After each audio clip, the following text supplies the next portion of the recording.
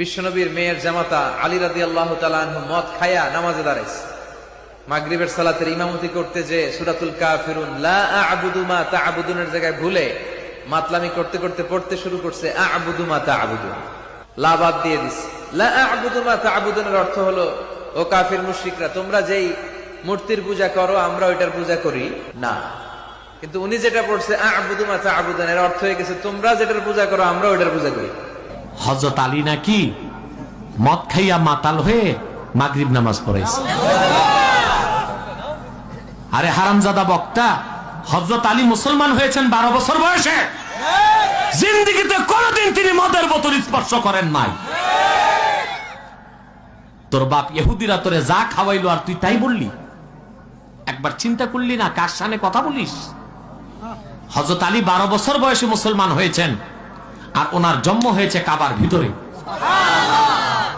এই জন্য পৃথিবীর ইতিহাসে একজন মহিলা যার নেফাসের রক্ত বের হয় নাই তিনি হযরত আলীর মা।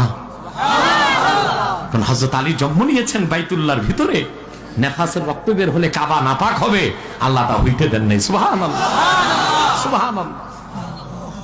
সে আলীকে নিয়ে মন্তব্য, হযরত আলী নাকি মাতাল হয়ে তারপর মাগরিব নামাজে দাঁড়াইছেন। আমি তো বহু আগেই এই হাইব্রিড বক্তাগুলোরে কাফের ফতোয়া দিয়েছি। আলেম ওলামা তো আমার বিপক্ষে অনেকেই ছিল, এখন সব লাইনে চলে আসছে। তো ঘুরে ফিরে তো ওস্তাদের কথাতেই ফিরতে হয়, তাই ফিরাটা আগে ফিরলে হয় না?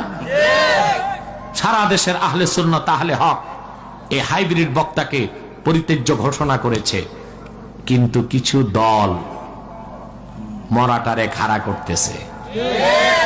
বেশিক্ষণ খাড়া রাখা যাবে না। বেলুন যখন উঠতে উঠতে অনেক উপরে উঠে ফুস, ঠিক কিনা? আপনার বুঝেন না?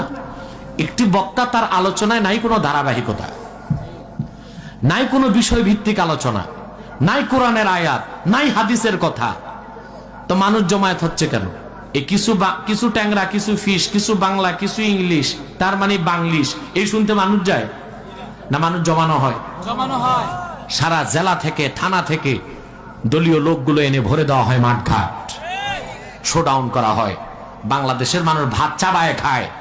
বাংলাদেশের মানুষের আইওয়াস চলবে না। এদেশের মানুষ বিবেক সম্পন্ন মানুষ।